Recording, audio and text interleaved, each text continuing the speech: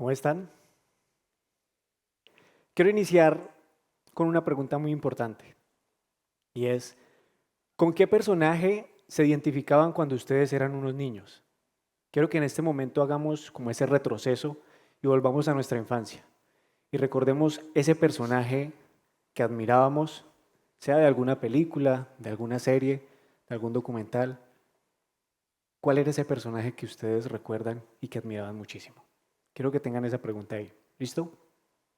En mi vida, cuando yo tenía unos 8 años, mi vida se dirigía por dos relojes en el día. Tenía dos momentos en el día que eran cruciales para mí y que me avisaban cosas importantes. Uno de ellos era cuando se acababa una serie japonesa que muchos conocemos donde el personaje se transforma y tiene el pelo amarillo y tiran poderes y todo este tema.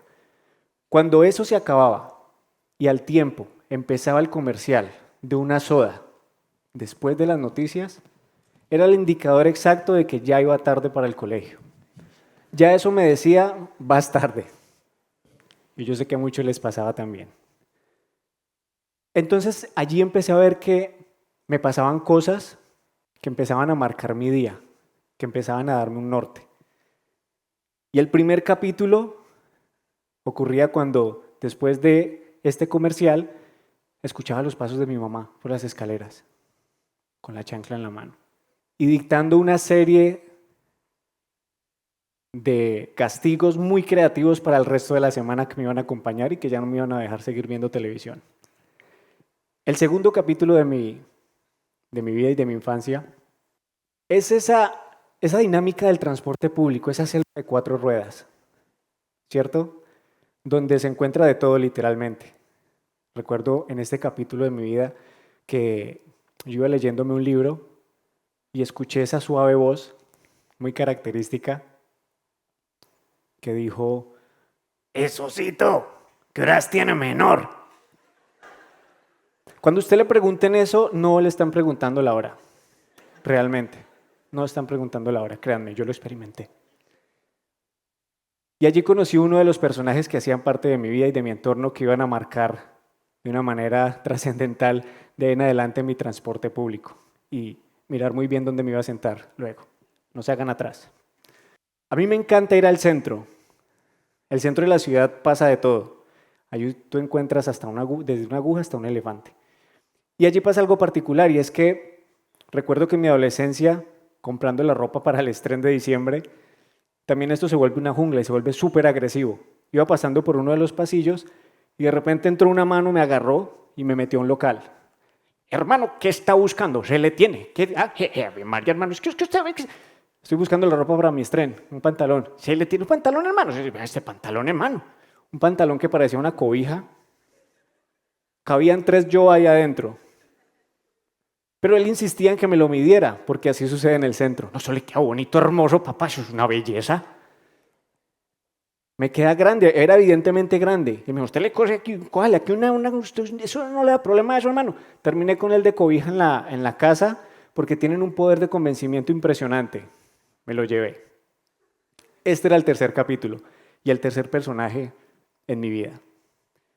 Lo curioso es que este personaje no solamente está en el centro, sino que también está en las tiendas, en los supermercados y en la mayoría de lugares del país, porque son excelentes vendedores, eso sí. Y en este cuarto capítulo era el desayuno de mi casa. Fui a comprar las cosas y fui por unos tomates. Entonces le pregunté al señor por unos tomates y resulta que ahí me di cuenta que el tomate tiene muchas facetas, porque el señor me dijo, tomate chonto, tomate cherry, tomate para ensalada, tomate para el jugo. Allí, o sea, el tema del cilantro y del perejil, eso le queda en pañales al tema del tomate. Para no hacerles larga la historia, terminé desayunando huevos con tomate de árbol. Entre lo cotidiano, las caricaturas, las historias, nació mi creatividad. Entre las cosas que yo vivía en mi infancia, cosas que vivía con amigos, recuerdos, cosas que vivía en la ciudad, en el día a día, en mi adolescencia, en la universidad. Crecí con todas estas historias y allí nació mi creatividad. Me encantaba ver series animadas, como les contaba. Crecí con las clásicas caricaturas que muchos vimos en nuestra infancia. Esas caricaturas que nos acompañaron en el colegio, en las noches, en las tardes, los fines de semana. Y siempre quise tener mi propia serie web de dibujos animados. Siempre quise tener mi propia serie de caricaturas. Entonces, yo crecí, pero ese niño no. Ese niño se mantuvo allí con ese sueño intacto. Y entonces nació Desocupe Masivo. Gracias a ese niño, con experiencias, con recuerdos y cosas, nació la serie web animada llamada Desocupe Masivo.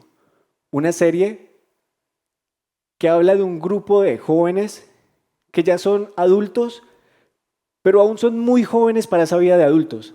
Yo sé que todos hemos pasado por ahí o estamos pasando por ahí también.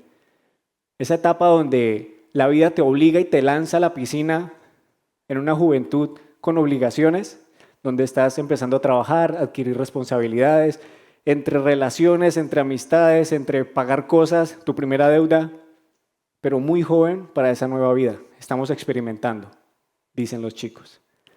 En esa multiculturalidad existen muchos personajes, amigos, personas que nos topamos, personas que están a nuestro alrededor y que aportan de manera positiva o negativa a nuestro entorno y a nuestro avance en la vida.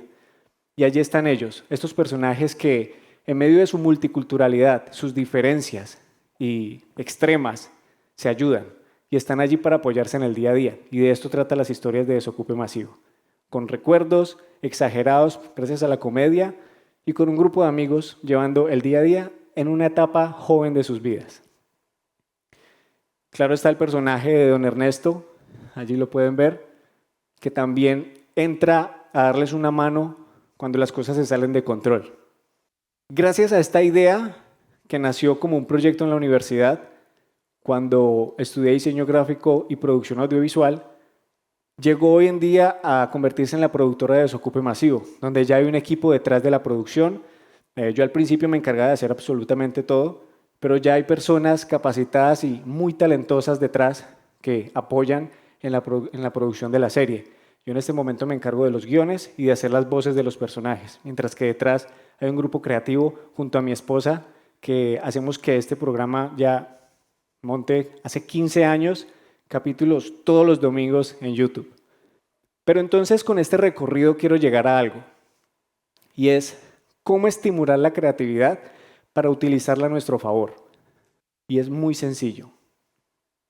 La creatividad es un niño pequeño que está en nuestro interior, que siempre está esperando que lo invitemos a jugar. Ténganlo muy presente. Es un niño pequeño que está allí en el interior, siempre esperando que lo invitemos a jugar. A veces creemos que la creatividad está en los grandes discursos, en las palabras profundas o en la cima de algún dilema, pero realmente ocurre en lo cotidiano, en las cosas simples, en el día a día. Y es que resulta que en las cosas pequeñas muchas veces encontramos el potencial para las grandes ideas, aprendiendo a sorprendernos con las cosas pequeñas. Steve Jobs dijo, la creatividad simplemente consiste en conectar las cosas. La creatividad simplemente consiste en conectar las cosas. Cuando le preguntas a una persona que ha creado algo, ¿cómo lo hizo? Muchas veces se siente mal, porque realmente no creó algo, simplemente vio algo y de allí se inspiró. Esto lo dijo Steve Jobs y llegó a esa conclusión. Lo que quiere decir que muchas de las cosas que ya están creadas son el puente para crear algo nuevo. Ya todo está creado, se dice. Pero en medio de dejarnos sorprender con el día a día, podemos crear cosas gigantescas y cosas que puedan trascender. En mi caso conecté con la creatividad y la inspiración a través de lo cotidiano, de recuerdos y de cosas que sucedían en el día a día. ¿Cómo así? Con la magia en las cosas simples. Entonces concluí con algo también y dije, ya, claro, la vida es sencilla. Se trata simplemente de tomar agua, acostarse temprano y aprender a sorprenderse con las cosas sencillas de la vida. Fácil. Haga esas 3 cosas y se va a ahorrar muchos dolores de cabeza. Hoy quiero que hagamos un ejercicio y quiero que recuerden a ese niño que en algún momento fueron. Quiero que en este momento cierren un momento sus ojos. Vamos a hacer un ejercicio por 1 minuto. Vamos a cerrar todos nuestros ojos. Se van a ver a través de ese niño que en algún momento fueron. ¿Listo? Al frente van a estar ustedes en su estado actual. Quiero que en este momento, a través de los ojos de ese niño, empiecen a hacerle una pregunta a ese yo actual. Y la pregunta que ese niño les va a hacer es, ¿dónde estás hoy? ¿Qué estás haciendo? ¿Dónde estás hoy? ¿Y qué estás haciendo? Esa es la pregunta que en este momento ese niño interno les hace. No tienen que responderle, la idea no es que le respondan, porque él no necesita que le respondan, sino que simplemente lo escuchen y lo atiendan. Porque ese niño siempre está disponible para que lo atendamos. ¿Por qué les digo que no le respondan? Porque muchas veces puede que en este momento tu realidad no sea la mejor para ese niño. Puede que otros sí tengan una realidad muy buena y está bien. Pero no es necesario que le respondan porque a partir de hoy van a empezar a responderle. Porque ya tienen una conciencia de que ese niño está vivo y de que todos lo tenemos allí. Y que siempre está esperando para que lo saquemos a jugar con la creatividad en medio de nuestro trabajo, del día a día y de todo lo que hacemos. Por eso, si tu niño interno está olvidado o escondido, atiéndelo y encuentra en él la identidad del personaje que debería ser hoy. Y es que si volvemos a ser como niños,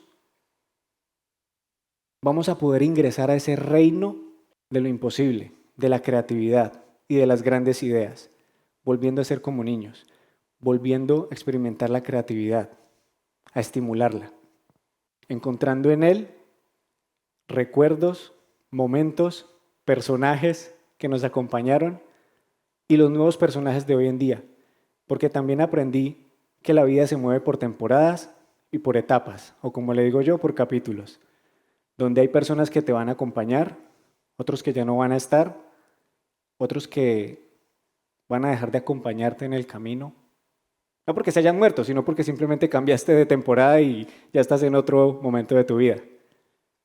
Aprender a identificar esos momentos nos va a ayudar a saber y aceptar el lugar en el que estamos y a observar el alrededor para ver qué podemos aportar hoy. Mi nombre es John Ramírez y quiero invitarlos a reconectar con la creatividad desde lo cotidiano, desde lo sencillo. Quiero invitarlos a reconectar con ese niño que llevamos dentro para que salgan cosas bonitas, como una serie web animada orgullosamente producida en Colombia, llamada Desocupe Masivo, donde lo cotidiano se convirtió en una serie animada. Gracias.